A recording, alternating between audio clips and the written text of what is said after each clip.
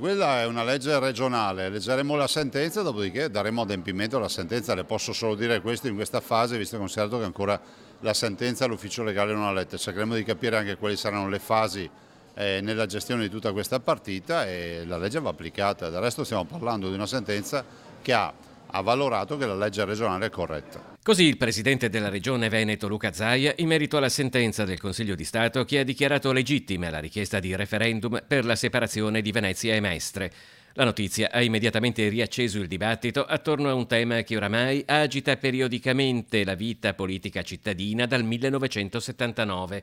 Questa volta però il quinto referendum sul tema arriva a un passo dal rinnovo del Consiglio Comunale. Per questo anche la data del voto diventa motivo di discussione. In una nota i vertici del Partito Democratico di Venezia si dicono convinti che la scelta più responsabile e chiara sia quella di votare il prima possibile. Secondo il deputato Andrea Ferrazzi, indire il referendum dopo il voto amministrativo del 2020 metterebbe una spada di Damocle sulla testa della futura amministrazione comunale.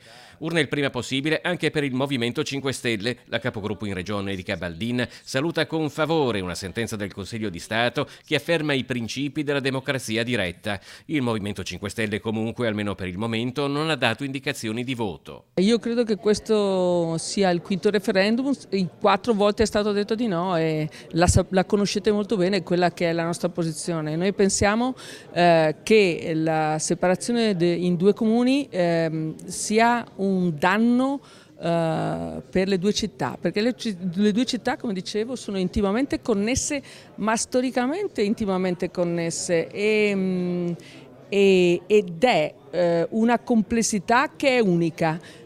Cominciare a sviscerare questa complessità credo che faccia perdere l'unicità.